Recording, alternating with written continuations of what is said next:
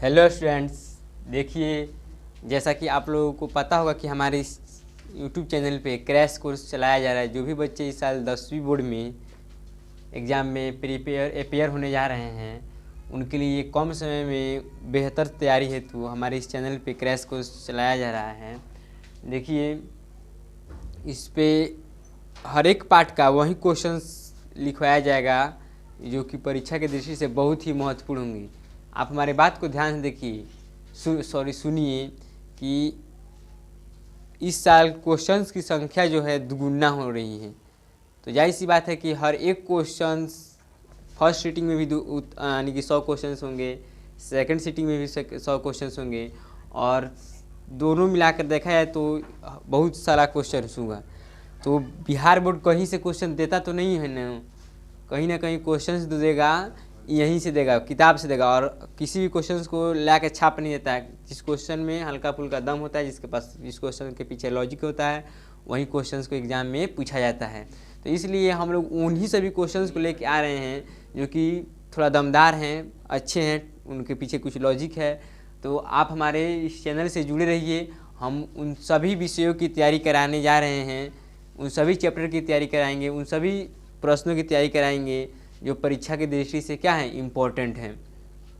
तो देखिए, आज हम लेके आए हैं चैप्टर फिजिक्स का पहला का लेके आए हैं। जो भी VVI सब्जेक्टिव क्वेश्चंस है उसको हम लेके आए हैं। ऑब्जेक्टिव का भी हम लोग वीडियो आप लोग लगातार कर रहे हैं।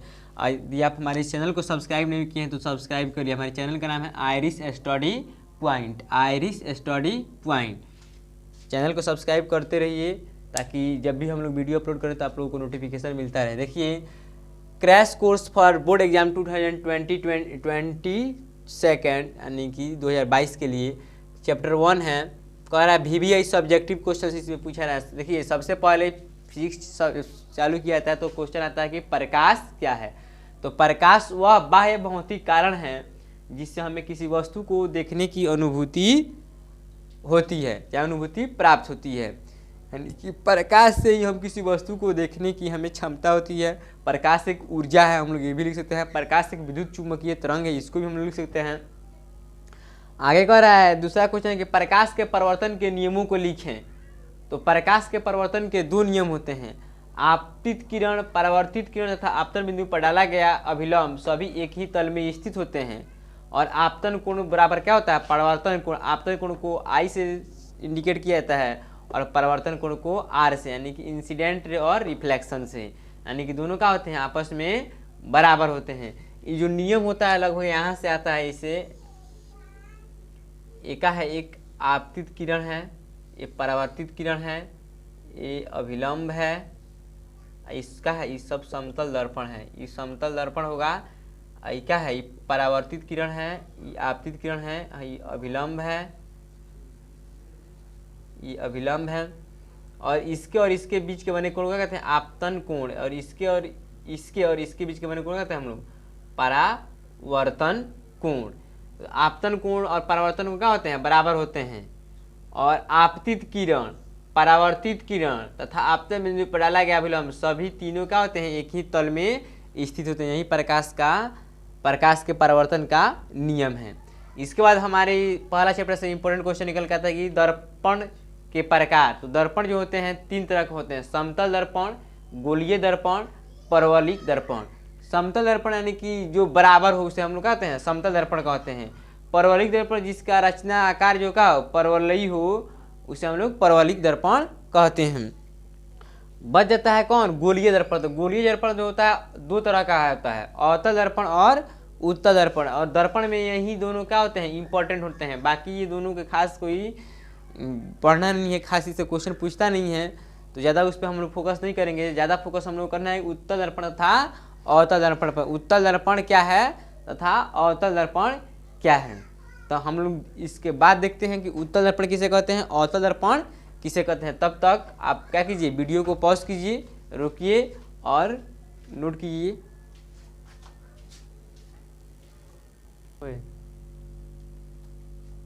चलिए अब देखते हैं हम लोग कि उत्तल दर्पण और अवतल दर्पण क्या है, चाहे किसे कहते हैं। देखिए, अवतल दर्पण कह रहा है कि जिस दर्पण की परावर्तक सतह धंसी रहती है अर्थात केंद्र की ओर रहती है, अवतल दर्पण कहलाता है। इसे हम लोग क्या कहते हैं, अभिसारी दर्पण भी कहते हैं। देखिए क्वेश्चन पूछ सकता है, एक नंबरिया टाइप में क्वेश्चन ऐसे आ सकता है कि अवतल दर्पण को अभिसारी दर्पण कहते हैं कि अपसारी दर्पण कहते हैं, या उत्तल दर्पण को अभिसारी दर्पण कहते हैं या अपसारी दर्पण कहते हैं। तो इसमें आप लोग बहुत कन्फ्यूज हो जाते हैं। तो कन्फ्यूज नहीं होना है, आपको दिमाग में बैठा कर जाना है कि अवतल दर्पण को अभिसारी दर्पण कहते हैं, उत्तल दर्पण को अपसारी दर्पण कहते हैं। अवतल दर्पण जस्ट उल्टा होता है उत्तल दर्पण। उत्तल दर्पण में जिस दर्पण की परावर्तक सतह उभरी रहती है अर्थात केंद्र के विपरीत दिशा में रहती है, उसे हम क्या कहते हैं, उत्तल दर्पण कहते हैं। इसे अपसारी दर्पण के भी नाम से हम लोग जानते हैं। देखिए अब उत्तल दर्पण का एक अन्य नाम भी है, जानते हैं आप लोग क्या, अपसारी दर्पण। अवतल दर्पण का दूसरा नाम अभिसारी दर्पण। ये जो होता है क्या होता है, धंसा रहता है अर्थात किस ओर, केंद्र की ओर। आई जो होता है उभरी रहती है कहाँ, केंद्र के विपरीत दिशा में। तो यही दोनों उत्तल दर्पण और अवतल दर्पण में अंतर है। बाकी जो दर्पण में दिया था परवलयिक दर्पण, समतल दर्पण, तो उसका कोई खास प्रयोग नहीं है। इसी को हम लोग देख लेंगे तो लगभग हमारा क्या हो जाएगा, कवर हो जाएगा। चलिए अब हम देखते हैं, हम लोग अपना अगला टॉपिक लेके आएंगे। अगला टॉपिक में हम लोग पढ़ेंगे कि गोलीय दर्पण से संबंधित कुछ पद होता है, उसी को हम लोग पढ़ेंगे। तो गोलीय दर्पण से संबंधित कुछ पद में हम लोग पढ़ेंगे वक्रता केंद्र क्या है, वक्रता त्रिज्या क्या है। तो इसको हम लोग पहले आप क्या कीजिए, इसको नोट कीजिए, तो हम उसको हम उसको नोट कीजिए पहले आप, तो हम फिर लिखते हैं उसको। चलिए देखिए हम लेके आई जो हमारा अगला टॉपिक है कि गोलीय दर्पण से संबंधित कुछ प्रमुख पद हैं। तो गोलीय दर्पण जो होता है कितने तरह के होते हैं, दो तरह के होते हैं। कौन कौन, उत्तल दर्पण और अवतल दर्पण। ये जो हम दर्पण बनाए हैं ना, अवतल दर्पण है। अगर इसी को हम उल्टा कर दें तो ये क्या हो जाएगा, उत्तल दर्पण हो जाएगा। तो अवतल दर्पण है चाहे उत्तल दर्पण, दोनों में लगभग सामान्य होता है। तो चलिए इसमें हम देखते हैं कि वक्रता केंद्र किसे कहते हैं, ध्रुव किसे कहते हैं, मुख्य अक्ष या प्रधान अक्ष क्या है, वक्रता त्रिज्या क्या है, दर्पण का द्वारा क्या है। ये पांच प्रमुख पद है, इससे मिलता जुलता है।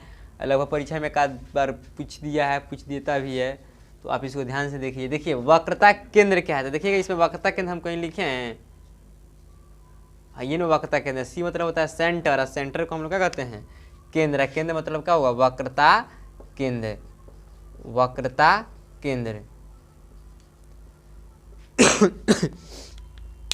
तो वक्रता केंद्र की क्या होगा डिफिनेशन, कि गोलीय दर्पण जिस खोखले गोले का भाग होता है उस गोले के केंद्र को हम क्या कहते हैं, वक्रता केंद्र कहते हैं। तो गोलीय दर्पण है जो ना खोखला गोला का भाग होगा, अवतल का होगा चाहे उत्तल का होगा, ओकरा केंद्रवा को हम क्या कहेंगे, वक्रता केंद्र कहेंगे। इसको हम क्या चीज सूचित करते हैं, इसे सी से सूचित करते हैं। सी से क्या सूचित करते हैं, तो सी मतलब होता है सेंटर, सेंटर मतलब केंद्र। दूसरा है कि पी, पी मतलब होता है पोल, और पोल मतलब होता है ध्रुव, कि ध्रुव किसे कहते हैं। तो ध्रुव किसे कहते हैं, देखिए कहाँ कहीं यहाँ ध्रुव दिया है, यही क्या हो जाएगा, ध्रुव। यानी कि गोलीय दर्पण जो होगा उसका क्या है, ध्रुव भी एक पार्ट से है। एक है कि मुख्य अक्ष प्रधान अक्ष क्या है, देखिएगा कहाँ है, गोलीय दर्पण के समानांतर जो है यही क्या है, मुख्य अक्ष प्रधान अक्ष इसका हो जाएगा। वक्रता त्रिज्या क्या होगा, वक्रता त्रिज्या ध्रुव और केंद्र और ध्रुव के बीच के दूरी को क्या कहते हैं हम लोग, वक्रता त्रिज्या कहते हैं। दर्पण का द्वारा, दर्पण के चौड़ाई को हम लोग क्या कहते हैं, दर्पण का द्वारा कहते हैं। यानी कि यहाँ से लेकर यहाँ तक लेकर है दर्पण का द्वारा के, यहीं इसका क्या होगा, चौड़ाई हो जाएगा। वक्रता त्रिज्या सी और पी के बीच को दूरी को क्या कहते हैं, आर कहते हैं, वक्रता त्रिज्या। ठीक है, तो इस चीज को आप लोग देख लीजिएगा, वक्रता केंद्र, ध्रुव, मुख्य अक्ष, प्रधान अक्ष, वक्रता त्रिज्या दर्पण के द्वारा। इनमें से यही सब क्या है, इसके इंपॉर्टेंट क्वेश्चंस हैं। आगे हम लोग देखते हैं कि उत्तल दर्पण के उपयोग तथा अवतल दर्पण के उपयोग। देखिए इससे पहले हम आपको एक बात बता देना चाहते हैं कि एग्जाम में उत्तल दर्पण और अवतल दर्पण में किस वस्तु को कहाँ रखेंगे तो उसका प्रतिबिंब ऋणात्मक होगा, धनात्मक होगा, कैसा होगा, प्रकृति उसका सब, मतलब कि 8 यानी कि 6 गो अवतल में और 2 गो उत्तल में 8 गो फिगर में से एक फिगर जरूर पूछता है। गारंटी है मेरा कि एक फिगर जो होगा उसमें से ज़रूर पूछेगा और उसका प्रकृति बताना है कि कहाँ प्रतिबिंब बनेगा। तो 8 हम बताएं तो हमारे क्रैश कोर्स से बाहर हो जाएगा, तो सिलेबस तो हम लोग कवर नहीं कर पाएंगे।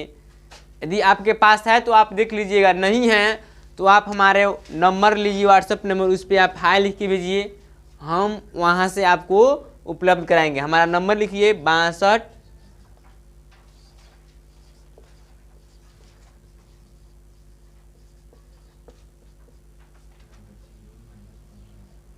और इस पर आपको हाय लिख के भेजना है, हम वहाँ आपको उपलब्ध कराएंगे। इसके अलावा और भी जो भी लॉन्ग आंसर क्वेश्चन है, यहाँ टाइम लगेगा, वीडियो लंबा हो जाएगा तो ये क्रैश कोर्स से बाहर हो जाएगा, तो उसको अगर आपके पास नहीं है, अगर आप चाहते हैं तो आप इस पर हाई लिख के भेजिएगा इस व्हाट्सएप नंबर पे, हम आपको उपलब्ध कराएंगे, या तो कमेंट में अपना नंबर लिख दीजिएगा, वहाँ से भी हम लोग उपलब्ध करा देंगे आपको। चलिए आगे देखते हैं। अगला हम लोग आगे पढ़ेंगे कि अवतल दर्पण के उपयोग तथा उत्तल दर्पण के उपयोग।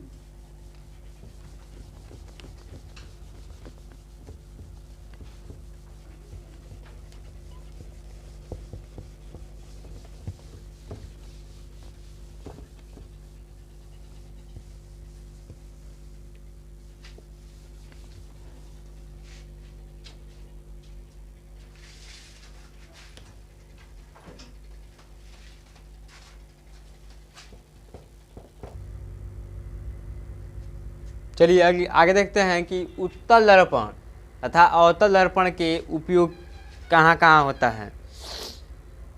तो अवतल दर्पण का उपयोग होता है हजामती दर्पण के रूप में किया जाता है, यानी कि सैलून में जब आप जहाँ जाते हैं ना वहाँ अवतल दर्पण रहता है। दूसरा है कि रोगियों के नाक, कान, गले इत्यादि के जांच में किया जाता है। जहाँ हॉस्पिटल में डॉक्टर लोग देखते हैं ना डिस्चार्ज के इस्तेमाल करके, वो उसमें कौन सा लेंस लगाता है, तो अवतल दर्पण का। आगे देखिए सोलर कुकर में। चौथा है सर्च लाइट में, यानी कि सर्च मतलब खोजना होता है, टॉर्च में इत्यादि में लगा रहता है।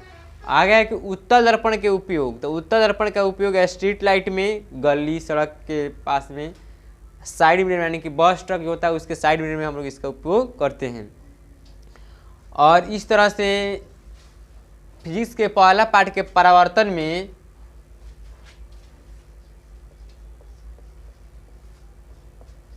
जितने भी इम्पोर्टेंट क्वेश्चन थे उनको हम लोग देख लिए।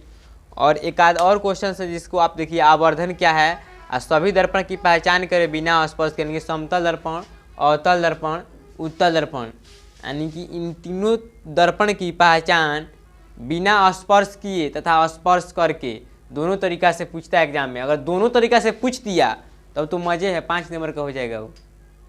तो यदि आप नहीं लिखे हैं तो आप नंबर यहाँ है हमारा, वो उस पर व्हाट्सअप कीजिए, या आप तो अपना नंबर कमेंट में लिखिए, हम आपको नोट्स देंगे।